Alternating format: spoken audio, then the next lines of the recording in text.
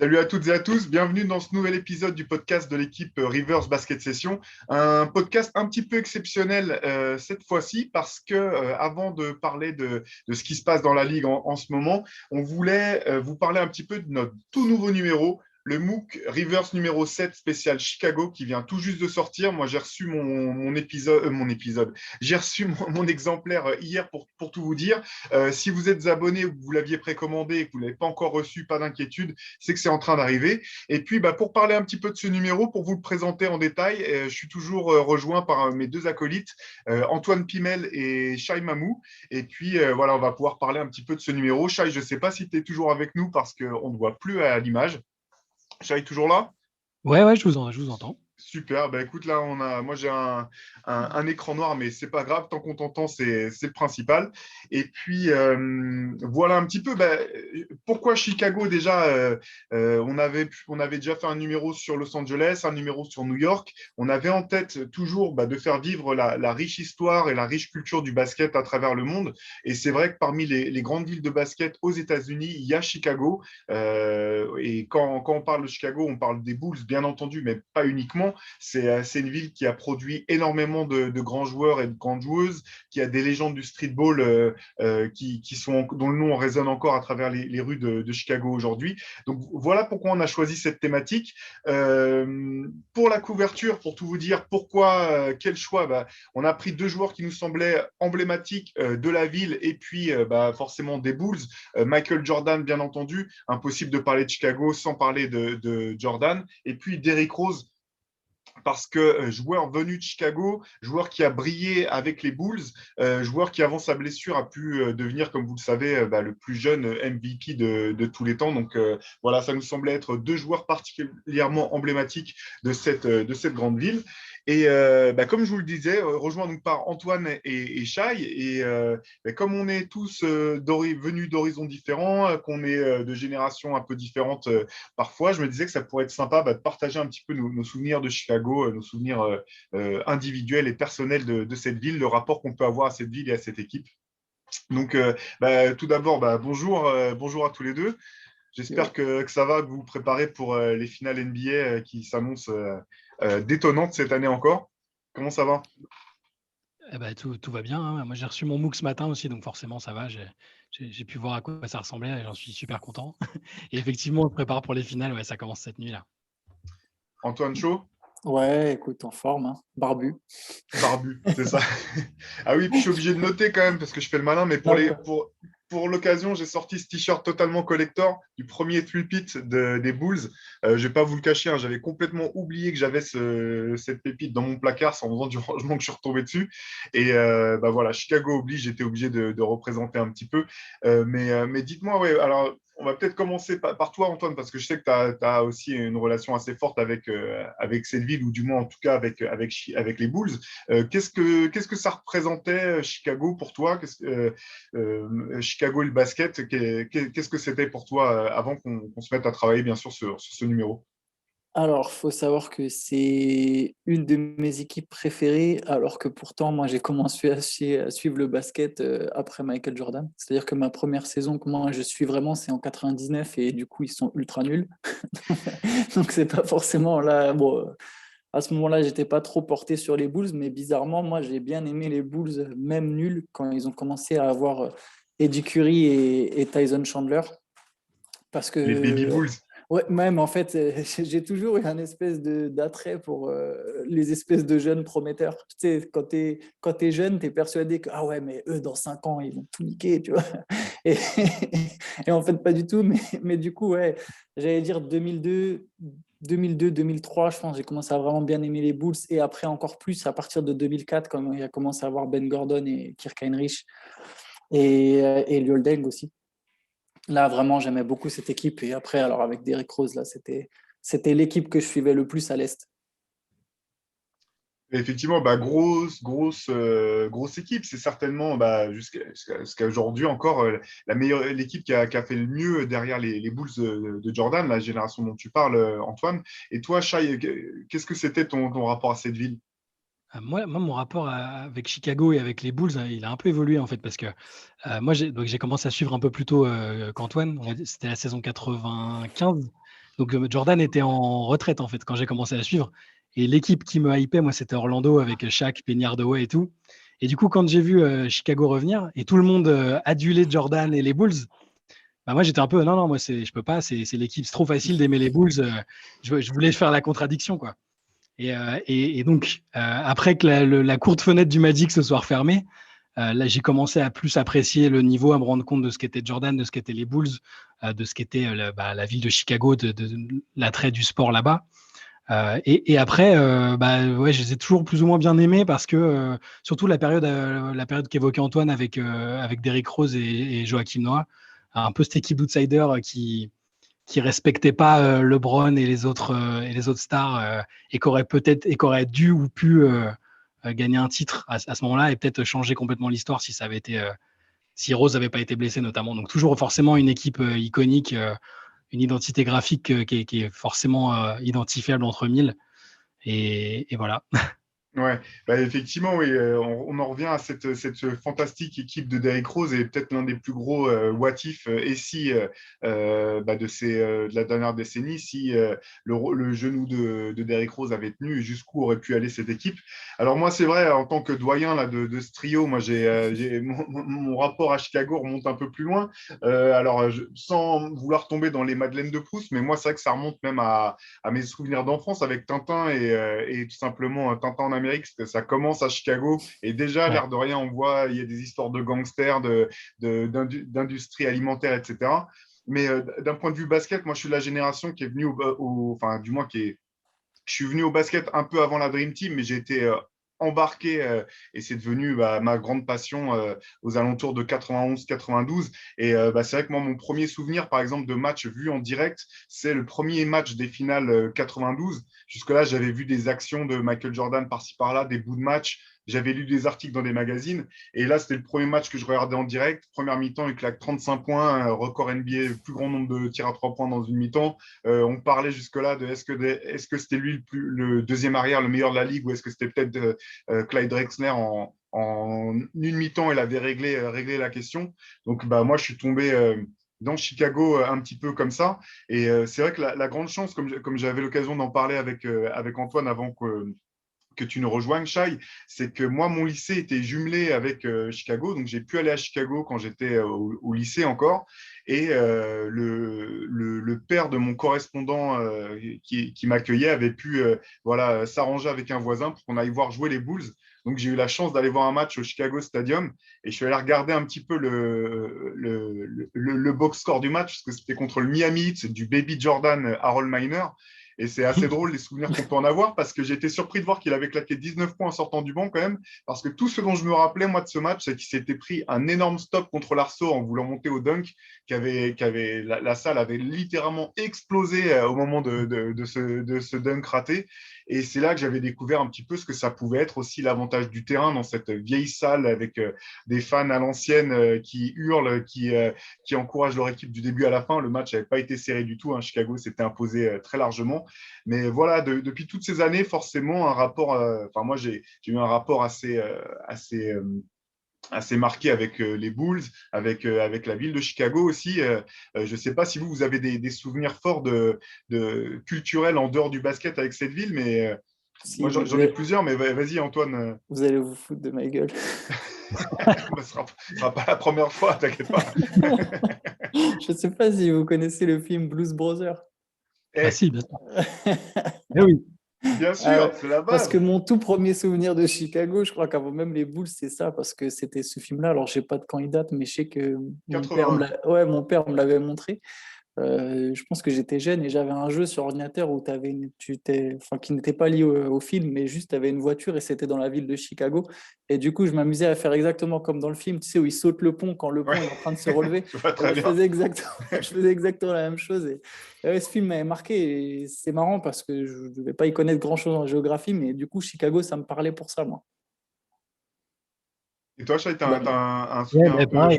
Mais les Blues Brothers aussi, parce que c'était un des films que mon père regardait le plus quand j'étais petit. Et pareil, pour reprendre ton souvenir de Tintin, j'avais complètement oublié aussi, mais on voit même Al Capone au début, il me semble, il se fait kidnapper et on voit brièvement Al Capone qui vient cuisiner Tintin. Enfin, et ça se passe donc à Chicago. Ouais. J'ai à peu près les mêmes souvenirs que vous, ça m'évoque les mêmes choses. Ouais. Bah, je suis obligé de remettre une couche sur les Blues Brothers. Moi, c'est l'un de mes films préférés. C'est effectivement l'un des premières attaches que j'ai eues avec cette ville de Chicago, et notamment moi, sur l'aspect musical, parce que la bande-son de ce film est complètement dingue. Moi, c'est grâce à ce film que j'ai découvert James Brown. J'en avais déjà un petit peu entendu parler, mais Ray Charles, il y a John Lee Hooker, Aretha Franklin, tout le casting musical du film est totalement fou. Et pour sortir un autre, pour expliquer un petit peu à quel point Chicago, sans qu'on s'en rende forcément compte, est comment dire, dans l'imaginaire collectif. Il y a le film Le Fugitif qui se passe dans Chicago. Et dans ce film, bah, la ville est aussi un des acteurs quasiment de l'intrigue. On le voit passer par tout un tas d'endroits. Tu as parlé d'Al Capone, mais il y a bien entendu les Incorruptibles, voilà, qui prend place là. Derrière, sur la musique, bah, que ça soit, si vous aimez ceux qui aiment un peu le rap, bah, il y a Common, Kanye West, Lupe Fiasco. Si vous aimez la soul ou la funk ou le jazz, il y a tout un tas d'artistes qui sont venus là. Le blues avec des artistes comme Muddy Water ou autres. C'est vraiment une ville à la culture très, très riche.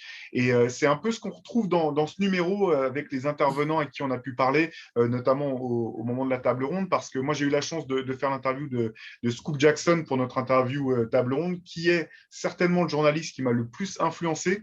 C'est un journaliste du magazine américain Slam. Moi, c'est comme ça que j'ai découvert ce magazine. Et par son style d'écriture, par la manière de raconter les choses, c'est vraiment celui qui m'a donné envie de partager aussi des choses. Je sais que toi, Antoine, tu as eu l'occasion de discuter avec Quentin Richardson, l'ancien joueur des Clippers, notamment, Ouais, qui est né à Chicago, qui a grandi là. Est-ce que tu peux nous dire un peu comment Southside. ça s'était passé, toi, l'entretien avec lui, avec Écoute, Q-Rich? c'était très cool. Il est vraiment agréable, abordable et intéressant. Après, faut s'accrocher en anglais pour, pour parler avec Richardson. Parce qu'une fois qu'il est à l'aise, tu sens qu'il oublie que tu viens pas de Chicago. C'est même pas juste que tu n'es pas anglophone. Il oublie que tu viens pas de Chicago. Tu vois. Tu viens pas de Chicago Southside. Mais non, franchement, c'était très sympa. Et toi, Shai, j'allais y venir. Toi, tu as eu l'occasion de parler avec Jamal Collier, qui est un des journalistes qui suit les Bulls pour le Chicago Tribune, donc qui est vraiment au contact de cette équipe au jour le jour. Ouais, c'est un enfant de la région qui a couvert tous les sports autour de Chicago, dont le basket. Lui, du coup, il est arrivé après la génération de Jordan dans le journalisme. Donc, c'était intéressant de voir aussi que ce qui l'a fortement marqué, c'était plus la période d'Eric Rose.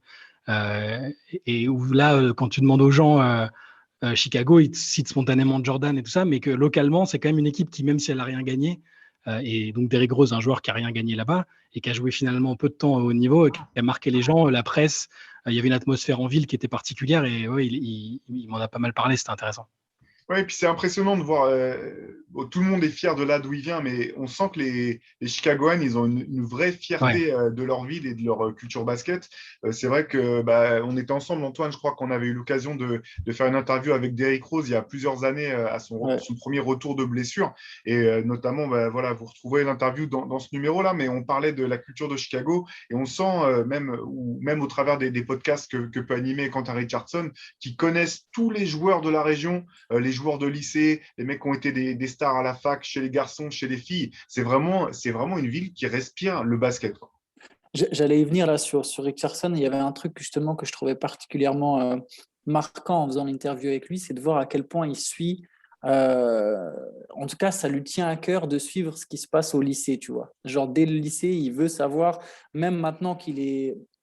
Mais même quand il était joueur, en fait, c'est ça qui faisait comprendre, c'est que même quand il était joueur, c'était quand même important, malgré qu'il ait sa carrière de joueur NBA, où tu as un coup à Los Angeles, un coup à Dallas, etc., que tu voyages tout le temps. Il tenait à savoir qui étaient les bons joueurs du coin, qui était la relève, etc. Ils ont une passion pour le basket qui est complète, en fait. ouais, il y a pas tant de villes que ça aux États-Unis, je pense que parce qu'on a l'impression évidemment que tout le monde défend sa paroisse, qu'à New York, les New-Yorkais vont te dire, voilà, il y a rien au-dessus de New York, tous les New-Yorkais sont comme ça, machin. Ouais, Chicago, ça fait partie ouais, des villes où l'identité est la plus forte et où les gens sont le plus fiers de revendiquer qu'ils viennent de là. Moi, ce qui m'a fait rire avec Scoop Jackson, par exemple, qui est vraiment un personnage voilà, haut en couleur, c'est que limite, tu avais l'impression que, enfin, si on écoutait Scoop Jackson, c'est tous les Chicagoans savent que les meilleurs basketteurs viennent de Chicago, et limite, ils en ont rien à faire que dans le reste du monde, on les reconnaisse comme tels, tellement ils sont sûrs de leur force et de leur talent de basketteur. Scoop allait jusqu'à me dire que finalement, pour les habitants de Chicago, le titre NBA, c'était bien, mais le plus important chaque année, c'était qui allait être champion des lycées de l'État de l'Illinois, et c'était là que s'écrivaient vraiment les légendes de la ville. Et c'est assez marrant parce que nous, forcément, Européens, même si on connaît un petit peu la ville, on a tendance à se dire que la proche banlieue ou que la banlieue de Chicago, c'est Chicago. Mais même au moment de parler des... Parce que vous verrez, dans ce numéro-là, on a une espèce de Hall of Fame dans lequel on parle de tous les plus grands joueurs et les plus grandes joueuses qui soit sont originaires de la ville, soit qui ont porté le maillot d'une des équipes, que ce soit une des équipes professionnelles ou universitaires. Mais pour parler de Candace Parker, par exemple, qui vient de Naperville, donc juste en banlieue de Chicago, qui se trouve être la ville dans laquelle j'avais pu, moi, aller quand j'étais au lycée, Scoop Jackson avait du mal à l'inclure vraiment dans son top 5 des meilleurs joueurs et meilleures joueuses de la ville parce que pour lui, c'était pas vraiment Chicago, quoi. Alors que c'est 15 minutes, 20 minutes de voiture peut-être à l'extérieur de la ville. Donc il y a vraiment une culture, une richesse du basket sur place. Et c'était un petit peu, voilà, l'une des idées qu'on avait avec ce MOOC, c'était, bien sûr, on parle de Michael Jordan, bien sûr, on parle des Bulls, mais le basket de Chicago, ça va bien au-delà de tout ça. Et du coup, donc on a parlé de cette interview table ronde avec laquelle nous, on a pu donc interviewer chacun un des intervenants. Mais je voudrais revenir un petit peu sur les articles que vous avez pu écrire dans ce numéro parce que tous les deux, ce sont au-delà des talents des joueurs et des joueuses dont vous parlez, c'est surtout des histoires de vie que j'ai trouvées très fortes, à la fois dans la matière et puis de la manière dont vous les racontez. Antoine, je vais commencer avec toi. Notamment, tu fais un très beau portrait de Derrick Rose. Tu as essayé de déconstruire un petit peu la relation euh, que Derrick a avec sa ville et que la manière dont il est perçu ou dont il a été perçu à Chicago. Euh, voilà, on en parlait tout à l'heure, Derrick Rose, c'est un joueur qui t'a marqué. Comment tu as abordé cet article, tout simplement, au moment voilà, de faire tes recherches, de te préparer à l'écrire? Bah, déjà, il y a ce qui était important pour moi, c'était de me dire qu'il fallait qu'on apprenne quelque chose et que du coup, bah, que moi aussi, j'apprenne quelque chose. C'est-à-dire que moi, c'est un joueur, là, pour le coup, lui, j'ai vraiment suivi toute sa carrière depuis le début. C'est un joueur qui a toujours été un de mes joueurs préférés dès le début, dès son arrivée. Donc, il fallait que je parte en me disant, bon, bah voilà, il faut que j'apprenne des choses sur Derrick Rose. Il faut que je trouve ce que je ne connais pas sur Derrick Rose et que j'essaie de le mettre en avant. Et au final, j'ai appris pas mal de trucs sur sa vie que je pensais plutôt bien connaître, juste voilà, en se replongeant, en cherchant des articles qui datent du lycée, essayer de comprendre pas seulement sa vie à lui, mais aussi celle, voilà, Rose du bitume, celle de son quartier, justement, Ouais. pour le coup, même si c'est très large comme terme quartier, mais en tout cas celle du sud de Chicago, voilà, qui est la zone la plus sensible de la ville, la plus délaissée, la plus pauvre, la plus dangereuse, etc. Et donc voilà, il y avait vraiment cette idée en tête d'essayer de se plonger dans ce que ça pouvait être sa vie à ce moment-là, dans ce qu'il pouvait avoir traversé et comment ça peut te forger en tant que personne, en tant qu'homme. Parce que je pense que voilà, la personnalité d'Eric Rose, elle découle aussi beaucoup de tout ce qu'il a dû vivre en étant starifié dès l'âge de 15 ans dans un quartier très dangereux où il y a eu déjà beaucoup de grands talents. Je pense à Ronnie Fields, Bell Wilson, qui n'ont même pas pu aller au bout de leurs rêves, justement parce qu'ils ont été rattrapés par leur quartier. Ouais, bah, effectivement, bah, vous retrouvez aussi les histoires de Ronnie Fields et Ben Wilson dont parle Antoine dans ce numéro. C'est vrai que moi, ce que j'ai trouvé vraiment riche dans ton article, c'est la manière dont on voit que même une fois passé pro, même une fois à Chicago, même une fois MVP, finalement, son quartier ou sa famille ont continué d'avoir une vraie présence et une vraie importance dans sa vie et dans sa manière de gérer sa carrière. En fait, les routines qu'ils ont développées dès son plus jeune âge, en tout cas dès son adolescence, ils les ont gardées tout du long. En fait, les millions, le contrat, tout ça, ça n'a pas changé la manière dont il a été formaté, mais pas formaté nécessairement dans le sens péjoratif du terme, mais vraiment dans la manière dont ils se sont construits en tant que famille, même si on peut aussi reprocher des choses à Reggie et Rose. En tant que fan, il y a des moments où j'ai quelques souvenirs de saison où j'étais là, ouais, me gonfle. Mais, mais non, je trouve que c'est très intéressant, en fait, tout ce qu'a traversé Derrick Rose. Il a vraiment une belle histoire, en fait, qui est titre, pas titre. Bless... Je le vois même plus comme un what if d'Eric Rose, en fait. Je comprends que ça soit vu comme un what if, mais j'arrive à le prendre dans son ensemble, en fait. Bah, c'est vrai que son retour en forme, que ce soit avec Détroit et puis avec New York, fait Ouais, que quoi qu'il arrive derrière, ça sera du bonus. C'est vrai que c'est toujours un drame de voir des joueurs fauchés au moment où ils sont sur le point de rentrer dans leur prime pour des questions de blessures. On pense à des Grant Hill, des Larry Johnson, des Penny Hardaway.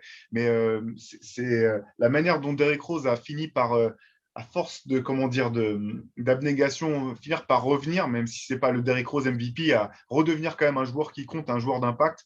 Ça fait que voilà, son histoire, elle est quand même très riche et c'est une belle histoire au bout du compte, qui est titre ou pas derrière pour lui. Finalement, j'ai l'impression un petit peu que sa legacy, notamment à Chicago, est cimentée maintenant. Et je veux pas lancer un débat d'ailleurs, mais je suis pas persuadé en fait que les Bulls auraient gagné le titre, même avec Derrick Rose tout le long de son prime. Ah, Mais on bon, saura on ne jamais. saura C'est vrai que jamais, hein. c'est Mais pas le seul à avoir eu des problèmes de santé non plus. Donc, effectivement, de toute façon, ça, c'est toujours impossible à savoir. Shai, toi, alors, pareil, Oui. on t'écrit, il y a plusieurs choses dans ce numéro. Il y a deux longs portraits. Et je voudrais commencer par celui qui peut être peut-être le plus surprenant pour les gens qui ne suivraient pas le basket d'aussi près que toi. C'est que tu parles du meilleur shooter de Chicago qui, au bout du compte, est une shooteuse. Ali Quigley, originaire de Chicago. Et là encore, un petit peu à l'image de la ville, avec ce côté un petit peu souvent des joueurs ou des joueuses sous-cotés et qui réussissent à percer à force d'abnégation. Est-ce que tu peux nous présenter un petit peu cette joueuse et ce personnage là aussi hors du commun? Ouais, bah c'est pas le nom le plus connu dans le paysage de la WNBA pour les gens qui suivent un peu, enfin ou qui suivent de loin. C'est pas la joueuse qui revient le plus souvent. C'est un peu ce que j'aime, c'est le côté overachiever qu'on a pu voir chez plein de joueurs et de joueuses dans leur carrière où ils partent de très loin. Il y a eu énormément d'obstacles. Pas grand monde croyait en elle parce qu'elle n'a pas un physique exceptionnel. Elle venait pas d'une grande fac. Voilà, elle vient de loin. Et j'aime ce côté, le fait qu'elle ait fait du shoot un art et que ça lui ait permis de réduire, entre guillemets, des inégalités par rapport à d'autres joueuses qui avaient des avantages. Elle a bossé comme une malade au niveau du shoot. Et aujourd'hui, je pense qu'il n'y a pas un seul joueur NBA qui peut l'affronter sereinement sur un shooting contest parce que techniquement, c'est parfait. Elle a la confiance, l'expérience et elle a percé très très tard. Moi, j'aime bien aussi ces histoires de late bloomers comme ça qui à 25-26 ans pensent qu'ils vont finir par jouer toute leur vie à l'étranger parce qu'ils n'ont pas eu les opportunités, l'occasion, et qui d'un coup, parce qu'ils ont rencontré la bonne personne et la bonne situation, se mettent à devenir des stars comme c'est le cas, comme ça a été le cas avec elle. Et puis il y a autre chose aussi, c'est que j'aime bien ce qu'elle représente au niveau de la ligue tout court en fait, parce que le basket féminin se développe beaucoup ces dernières années. Et en fait, elle forme ce qui paraîtrait incroyable à l'échelle de la NBA. On ne connaîtra jamais ça, je pense. Peut-être, hein, mais ce qu'on appelle un power couple avec une joueuse. Elle est mariée à une joueuse, une autre star de la ligue, Courtney Vandersloot. Et les deux forment un couple un peu, ouais, c'est un peu un couple royal dans la ville parce que elles sont respectées par les joueurs locaux, par la population. Et ces deux joueuses fantastiques. Et donc, je voulais aussi aborder ce côté-là. Et puis, et voilà, c'est une joueuse dont j'ai pris beaucoup de plaisir à étudier aussi le background qui n'est pas forcément très joyeux, qui part de Chicago, de la région de Chicago, et on voit son développement familial, la façon dont elle a accédé petit à petit aux différentes étapes de sa carrière. Ouais, et puis ce qui est voilà, impressionnant aussi avec cette joueuse, c'est que c'est une joueuse de Chicago qui finalement a connu ses plus belles années avec l'équipe pro de Chicago, le Chicago Sky, ce qui Voilà, c'est pas est si clairement longtemps, pas ouais. donné à tout le monde. C'est ça, en fait, au final, elle a été, entre guillemets, sauvée par Chicago au moment où elle a été coupée 5-6 fois par des équipes qui lui donnaient 3 minutes par-ci, par-là. Et puis elle commençait seulement à se dire qu'elle ferait carrière en Europe avec des petits contrats ici et là. Et c'est donc Chicago qui l'a relancée. Et elle explique bien dedans que si ça n'avait pas été Chicago et si donc il n'y avait pas eu sa famille à côté, elle aurait sans doute pas accepté l'essai qui lui avait été proposé, en fait. Et le symbole est beau et le fait de briller dans sa ville. Moi, j'aime bien toujours aussi ces histoires de hometown hero. À chaque fois, je saoule mes collègues. Quand il y a des rumeurs, Antoine, il sait, à chaque fois qu'il y a des rumeurs sur un joueur qui est free agent, je dis, bon, bah, moi, je pense qu'il va aller là juste parce qu'il est originaire de la ville, quoi. Et, et donc, voilà, là, moi, voir des joueurs ou des joueuses briller dans le lieu où ils ont grandi, je trouve ça toujours. C'est peut-être, je rêve par procuration, peut-être parce que j'aurais aimé être, être célèbre dans ma ville ou je sais pas, mais. Il n'est pas trop tard, Shai. Voilà, c'est toujours des belles histoires. Et donc, et Ali Quigley, c'est une histoire comme ça, justement. Oui, sachant que c'est pas forcément facile de briller. Voilà, on sait bien qu'on n'est jamais prophète en son pays. Notamment, Antoine, il y a une phrase que Quentin Richardson t'a lâché qui me vient en tête. C'est quand il raconte que lui, finalement, il avait été content de ne pas être drafté par les Bulls et de ne pas jouer à Chicago. Pour venir sur le deuxième long papier que tu as fait, Antoine, dans ce numéro, qui est sur Eddie Curry, une autre star locale venue de Chicago, pour qui justement tout s'est pas bien passé et pour qui il y a tout un tas de facteurs que tu expliques très bien dans ton article sur pourquoi ça n'a pas été simple pour Eddie Curry et pour les Baby Bulls d'atteindre leur potentiel à Chicago. Mais c'est vrai qu'on sent aussi que la pression qu'il a pu subir du fait d'être de la ville était peut-être trop pour lui à sa sortie du lycée. Ouais, carrément, carrément. Je pense que vraiment, venir de Chicago, peut-être encore plus du coup que d'autres villes, parce que c'est vraiment une ville qui a un caractère spécial, qui a des fans assez spéciaux aussi, quelque part, qui sont presque hypocrites en fait. D'ailleurs, je crois que c'est Scoop Jackson aussi qui dit ça, qui a une forme d'hypocrisie sur la manière dont les fans traitent leurs joueurs, hein, ce qu'on peut voir aussi avec Derrick Rose pour le coup. Et Eddie Curry, oui, en fait, je pense que son parcours, ça montre toute la difficulté déjà d'arriver en NBA à 18 ans, de se retrouver dans une franchise instable et de jouer avec la pression de ta famille, de tes nouveaux amis, de tes nouveaux cousins, de tout ton nouvel entourage. Je crois qu'il y a un mix de tout. Et je le trouve très intéressant, son parcours, parce qu'en fait, tu peux voir vraiment tous les facteurs extérieurs qui pèsent sur un joueur, aussi talentueux soit-il. Et tu peux aussi voir à quel point le mental, en fait, et la personnalité jouent un rôle dans la carrière d'un gars, quoi. Je trouve que souvent, quand on analyse des joueurs, le public au sens large, si je peux me permettre, sans donner de leçons, se concentre souvent sur le jeu et pas assez sur l'homme, même si évidemment c'est difficile parce que les hommes, on ne les connaît pas vraiment, on les connaît à travers leurs déclarations, leurs interviews, etc. Mais là, vraiment, dans le cas de Curry, on voit que la personnalité joue un rôle en fait sur son développement et sur finalement une carrière qui laisse un goût d'inachevé, clairement. C'est ce que j'ai trouvé particulièrement intéressant dans ton article, effectivement, parce que c'est vrai que notamment sur ces très jeunes athlètes, parfois qui gagnent vite beaucoup d'argent, on a tendance à ne juger que leur performance sans savoir tout ce qui se passe derrière. Et c'est vrai que dans ton article, on ne va pas rentrer dans les détails, mais il y a des histoires de vie qui sont complètement folles et tragiques dans le cas d'Eddie Curry, même plus que tragiques. Enfin, et c'est vrai que quand on est juste devant sa télé, on ne se doute pas forcément toujours que ces athlètes, parfois, c'est même légitime qu'ils aient autre chose à penser que leur sport, même s'ils sont bien payés, même si c'est leur rêve à eux peut-être, parce que dans le cas d'Eddie Curry, comme tu le notes, c'est même pas forcément, on n'est même pas sûr que c'était vraiment son rêve à lui, mais le rêve collectif de tous ceux qui regardent les matchs en tout cas. Et puis, c'est aussi quelque chose qu'on retrouve dans l'autre article que tu as signé, Shai, sur Ben Gordon. Là encore, lui, pas de Chicago, mais joueur qui a quand même brillé à Chicago avec des séries de playoffs vraiment intéressantes au sein des Bulls et qui a avec des problèmes pareils, des problèmes psychologiques qu'on n'imaginait pas du tout pendant qu'il était joueur, quoi. Ah ouais. Alors, c'est pas l'article le plus feel good que j'ai écrit, c'est sûr. C'est une plongée j'allais dire déprimante, mais au final, ça se termine correctement parce qu'aujourd'hui, il est en train de remonter la pente petit à petit. Et ça va mieux, mais c'est toujours étonnant parce que quand on suit de loin, on se dit pas que quelqu'un qui gagne autant d'argent, qui a tout pour être plein de succès, peut sombrer aussi loin en fait. Parce que là, on est dans une période où on parle beaucoup des problèmes de santé mentale chez les joueurs. Aujourd'hui, ils sont pris en charge. Enfin, ils sont c'est très vite détecté. Ils en parlent sur leur réseau. C'est plus ouvert. Il y a des professionnels de la santé qui s'occupent d'eux dans chaque franchise maintenant, depuis le dernier CBA. À l'époque de Ben Gordon, c'est pas si vieux, mais il n'y avait pas ça en fait.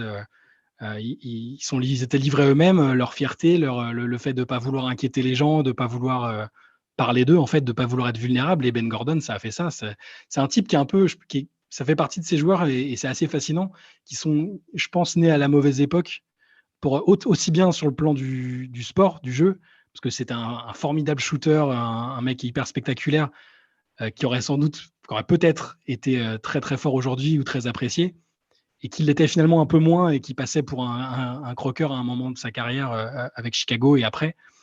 Et aussi donc qui est né à la mauvaise époque parce que ses problèmes de santé auraient peut-être été traités avant s'il était né là, ne serait-ce que 10 ans plus tard en fait. Ouais, bah c'est bien résumé. Et voilà, je trouve que ton article, en tout cas, c'est une belle plongée dans l'envers du décor, ou du moins dans ce qui peut se passer derrière le visage impassible, parce que c'était une de ses particularités à Ben Gordon, toujours ce visage Ouais. stoïque, quelles que soient les situations. Et bah, cet article, ça permet de, voilà, de découvrir un petit peu tout ce qui pouvait se tramer derrière voilà, le visage du Ouais. performeur. Mais je pense qu'on on a lu pas mal d'histoires, surtout ces dernières années, de joueurs qui étaient dépressifs ou qui avaient des addictions. Il y en a pas mal qui ont raconté un peu ce par quoi ils étaient passés. Là, je crois que j'avais jamais vu quelqu'un tomber aussi bas et aller aussi loin dans la description de son mal-être et de voilà. Enfin, il allait très loin. Vous verrez dans l'article, mais c'est vraiment sombre, quoi. Ouais, et c'est vrai que bah, c'est vrai que Chicago, c'est une ville dure aussi. Hein. Ouais. Voilà, il y a un dossier dans ce MOOC qui est consacré à la violence de la ville, qui est quand même encore aujourd'hui un des grands problèmes et qui a largement impacté aussi la culture du basket sur place, avec des playgrounds qui se vident malheureusement par peur des incidents, des talents aussi qui préfèrent parfois s'exporter de plus en plus tôt et quitter la ville pour aller jouer dans des facs à l'autre bout du pays pour être un petit peu plus tranquille. Euh, c'est euh, c'est une ville qui est quand même, enfin, qui est vraiment passionnante pour toutes ces dynamiques entre la dureté, la réussite, etc. Et je pense que cette notion de résilience, c'est finalement quelque chose qui revient dans quasiment tous les intervenants avec qui on a pu parler. Scoop Jackson nous disait par exemple que Patrick Beverley était, par exemple, représentatif de cet état d'esprit, c'est-à-dire peu importe la difficulté, vouloir s'accrocher jusqu'au bout pour percer. Ça donne parfois des superbes histoires comme celle de Jordan qui n'est pas de Chicago mais qui a joué bien, comme tout le monde le sait, à Chicago. Là, dans ce numéro, on vous raconte notamment sa saison 86-87 complètement folle d'un point de vue statistique. On revient sur le parcours de ce qui était considéré ou ce qui a longtemps été considéré comme la meilleure équipe de tous les temps et qui reste aujourd'hui considérée comme l'une des plus grandes de tous les temps. C'est les Bulls de 95-96 qui avaient établi ce record de 72 victoires. On revient aussi sur le documentaire passionnant Hoop Dreams, ce film de documentaire réalité des années 90. On suivait deux jeunes de Chicago et dans leur rêve de basket pro. On revient, je vous fais un petit, c'est pas pour aller en détail dans tout le sommaire, hein, vous pouvez retrouver le sommaire sur Basket Session, là où vous pourrez commander ce MOOC. On parle bien sûr de Scottie Pippen, et là-dessus aussi, il y a une phrase dans l'interview table ronde que j'ai trouvée assez forte, où je ne sais plus lequel des intervenants nous disait que finalement, Scottie Pippen, à ses yeux, c'était pas le lieutenant de Jordan, c'était l'autre moitié de Jordan, et l'autre moitié de ce duo d'arrière dominateur, comme on n'en avait jamais vu, comme on n'en a peut-être même toujours pas vu depuis. Euh, voilà, Chicago, c'est pas l'histoire uniquement des Bulls. Et puis j'allais oublier Isaiah Thomas, là aussi, pardon. Je suis obligé de m'interrompre, mais sans doute clairement, l'un des plus grands joueurs de tous les temps et un joueur dont la relation avec sa ville est particulièrement complexe. Mais voilà, Chicago, c'est Jordan, bien sûr, c'est les Bulls, bien entendu, mais c'est des tonnes d'histoires, c'est des histoires dans lesquelles la culture se mêle au terrain et dans lesquelles le terrain se mêle à la politique. Et on revient un petit peu notamment sur la façon dont Barack Obama a pu utiliser le basket pour ses campagnes électorales, ou du moins pour toucher son électorat. Des histoires, on pourra en raconter encore et encore sur Chicago. Mais moi, j'ai quelques questions à vous poser, peut-être un peu plus personnelles. Je serais curieux de savoir quels sont les joueurs de Chicago qui vous ont le plus marqué personnellement. Alors, ça peut être des joueurs des Bulls ou du Sky ou de Paul, ou des joueurs qui sont nés dans cette région. Est-ce qu'il y a des joueurs comme ça pour qui vous avez gardé un faible, ou qui ont été des joueurs fétiches pour vous? Ouais. Vas-y Antoine, hein, si tu veux commencer. T'inquiète. Moi, il y a Darius Miles, mais je savais. En fait, c'est une réponse un peu fausse parce que quand j'aimais beaucoup Darius Miles, mais j'étais jeune, je ne savais pas particulièrement qu'il venait de la région. Même, oui, c'est ça, hein, il vient Ouais, East d'Illinois. Saint-Louis, pour Ouais, être East plus Saint-Louis, précis. Donc oui, c'est voilà, ça. une C'est grande pas ville, Chicago, mais pas loin je savais qu'il pas venait loin. d'Illinois. Mais après, sinon, au niveau enfin, il y a des joueurs des Bulls, c'est évidemment Derrick Rose. Ça a été, on s'est tous pris une grosse claque dans la gueule au moment où il est arrivé, et avec tout ce qu'il représentait, tout ce qu'il faisait sur le terrain. Et il y a eu aussi, mine de rien, Luol Deng. Luol Deng, Ouais. vraiment, c'est un peu le joueur que tu veux dans ton équipe, en fait. Et j'adorais ce gars-là. J'adorais ce gars-là aux Bulls. Je pense que n'importe quel candidat au titre a besoin d'un Luol Deng. Ouais. Et avant de te demander, de poser la question à toi, Acha, j'en profite pour rebondir, parce que pour ce numéro spécial Chicago, on a eu la chance et le plaisir d'avoir Joachim Noah comme rédacteur en chef exceptionnel. Dans une interview, alors je le dis en toute honnêteté parce que ce n'est pas moi qui l'ai réalisé, mais c'est certainement la plus belle interview de Joachim Noah que j'ai pu lire, celle dans laquelle il se livre le plus sur des aspects personnels. Bien sûr, il nous parle de la ville, et il nous parle notamment de Luol Deng, qui revient à plusieurs reprises dans cet entretien. Et il n'arrête pas systématiquement, il parle de Luol comme étant son grand frère, celui qui lui a appris des choses, qui l'a pris en main, etc. Et donc, je ne peux qu'aller dans ton sens, Antoine, sur l'importance qu'a pu avoir Luol au sein de ces équipes-là et au sein de toutes les équipes dans lesquelles il est passé là. Et Shai, de ton côté, est-ce que tu as des joueurs cultes? Ouais, moi je peux en citer plusieurs, mais là, pour rester sur cette période avec Luol Deng et Derrick Rose, forcément, et on parlait de lui, là, Joachim Noah, le côté, localement, il y avait plein de gens qui ne croyaient pas du tout en lui, qui se demandaient pourquoi les Bulls l'avaient pris aussi haut.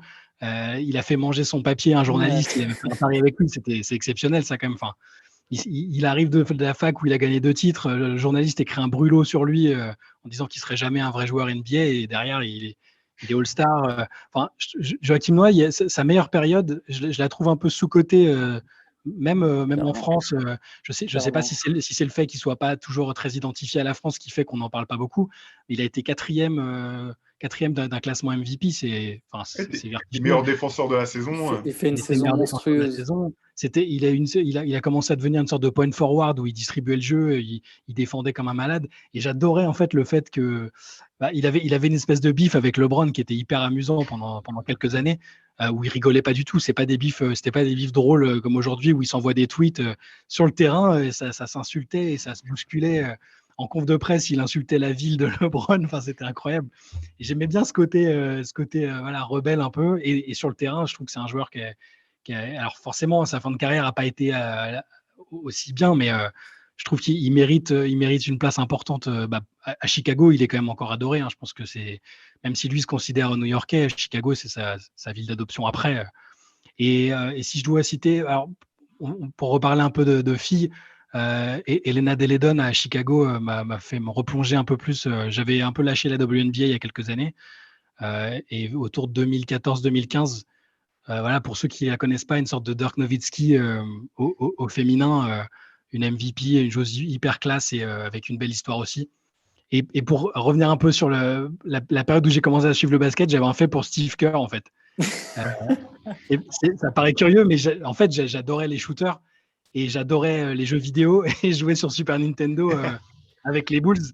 Et Jordan ils n'avaient pas les droits pour mettre Jordan dans l'équipe en fait. Ouais.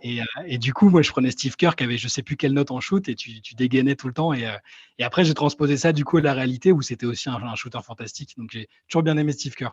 Dans Bah, bon NBA choix. Hang Time, dans NBA Hang Time, tu pouvais changer les couleurs de cheveux de Rodman, là. C'était un vrai. Non, bon choix. C'est un des rares mecs, si ce n'est, oui, à part certainement des joueurs des Celtics des années 60, mais avoir gagné 4 titres de suite quand même, c'est ce qui est pas mal, hein, parce que le three-peat avec les Bulls enchaîné avec un titre avec les Spurs, c'était quand même une Ouais. belle perf. Ah, c'est vrai, cœur. Mais pour venir sur Joachim Noah, deux mots. Effectivement, bah, toute la partie trash talking avec LeBron dont tu parles, il en parle notamment dans l'interview. Il explique un peu pourquoi. J'ai trouvé que c'était particulièrement intéressant de voir un petit peu les raisons qui le poussaient à rentrer comment dire, à monter au créneau là-dessus. Et puis, bah, ce qu'il faut saluer aussi avec Joachim, c'est qu'au-delà de son investissement sur le terrain, il a eu un investissement remarquable en dehors des terrains, notamment en montant tout un tas comment dire, d'opérations sociales auprès de la jeunesse de Chicago pour essayer de lutter contre la violence dans les quartiers. C'est d'ailleurs assez intéressant de voir que quelqu'un comme Derrick Rose, qui vient de Chicago, nous confiait que c'était par en voyant Joachim Noah s'impliquer là-dedans, que lui aussi avait eu envie de s'impliquer, que c'était finalement Noah qui lui avait mis le pied à l'étrier pour s'impliquer là-dedans. Donc voilà, bah, c'est aussi au cœur de l'interview que vous découvrirez dans ce numéro. Moi, en ce qui me concerne, je vais choisir. Alors, bien sûr, moi, Jordan Pippen, c'était mes idoles d'enfance, de jeunesse. Euh, je vais citer deux joueurs qui n'ont pas gagné de titre avec Chicago malgré tout. Elton Brand, parce que, pareil, moi, dans l'après Jordan, c'est celui qui m'avait redonné espoir dans un succès des Bulls. Sorti de fac très fort, rookie à tourner en double-double, etc. Donc, voilà, j'ai toujours gardé une petite accroche avec Elton Brand. Et plus récemment, Jimmy Butler, qui est probablement l'un de mes joueurs préférés à l'heure actuelle. Je continue de ne pas comprendre comment ni pourquoi Chicago a pu le laisser partir parce que sur le terrain et dans l'attitude, pour moi, c'est le joueur qui symbolise parfaitement cette ville dure, qui aime l'engagement, qui aime voilà, une certaine idée de la loyauté ou du respect du jeu. Aujourd'hui encore, voilà, Jimmy Butler, je continue d'adorer ce joueur et de regretter qu'il soit parti de Chicago. Je pensais que tu allais nous parler de Kirk Heinrich, mais bon. J'aurais pu, oui, mais Ou ça, c'est. Magden Levy. Kirk Heinrich, oui, non, mais bien sûr. Ceci dit, blague à part, à Kirk Heinrich, quand on regarde les classements all-time de Chicago, c'est impressionnant de voir à quel point il est haut dans un certain nombre Ouais. de catégories parce que joueur que. Voilà, ça y est, vous m'avez lancé sur Kirk Heinrich. Maintenant, je vais faire 25 minutes non-stop tout seul pour vous dire à quel point il était sous-coté. Mais oui, oui, j'aimais beaucoup. De toute façon, ces équipes des Bulls, là, juste avant l'arrivée de Derrick Rose et puis avec Derrick Rose, c'est aussi des équipes que j'ai beaucoup appréciées sur le terrain, clairement. Ah, ça se donnait à fond. Ouais, c'est ça. Disons que c'est une équipe aussi, parce que tu parlais, on va pas développer là-dessus, Antoine, mais tu disais que tu n'es pas sûr qu'elle aurait pu aller au bout. C'est vrai que c'était une équipe qui a été performante, mais qui était aussi sur la fin d'une certaine ère du jeu, quoi. Et Ouais. la grosse difficulté pour cette équipe, même si Derrick Rose avait pu rester en bonne santé, ça aurait été de voir si elle aurait eu les ressources pour s'adapter à la nouvelle ère qu'on connaît. L'ère, on peut l'appeler Stephen Curry, on peut l'appeler comme on veut, mais cette transformation qu'il y a eu dans le jeu, offensivement et défensivement. Et je pense que c'est aussi une des raisons pour lesquelles Joachim Noah, finalement, il a eu un pic très haut et finalement, avec les blessures aussi, sa carrière n'a peut-être pas pu aller jusqu'au bout ou plus loin. C'est que c'était peut-être aussi potentiellement un joueur d'une ancienne ère par rapport à ce qu'on attend des intérieurs dans le jeu moderne, quoi. Clairement. Bah voilà, on a fait un petit peu le tour de ce numéro spécial Chicago. 240 pages, strictement réservé au basket de la ville. Vous pouvez le trouver bien entendu sur basketsession.com. Vous savez qu'on n'est plus disponible en kiosque depuis plusieurs années maintenant. On est uniquement disponible à la vente directe ou sur abonnement via notre site basketsession.com. Voilà, puis on n'en a pas parlé, mais je tiens à saluer quand même à nouveau le travail exceptionnel des graphistes. Alors, Walter TKL qui a travaillé sur la couverture, mais aussi les graphistes français qui ont travaillé sur tout un tas d'illustrations dans ce numéro. Les journalistes qui ont écrit des articles, j'allais passer à côté, mais il y a un portrait somptueux de Tony Kukoc. que je vous reconseille, voilà, signé de Xavier Dalmeida, où on repart sur toute l'histoire de Tony Kukoc et peut-être à quel point il a pu participer à la transformation du jeu dont on parlait à l'instant, avec ce basket moderne sans position où les grands peuvent tirer, mener le jeu, créer, etc. Voilà, bref, tout ça, c'est dans le numéro 7 de River Spécial Chicago pour trouver sur basketsession.com. Nous, tous les trois, on vous donne rendez-vous très vite pour un podcast entre les deux premiers matchs des finales NBA qui commencent ce soir pour continuer de décrypter un petit peu cette fin de saison explosive. Et puis, on vous souhaite une bonne journée et on vous dit à très vite. Ciao. Salut! Ciao!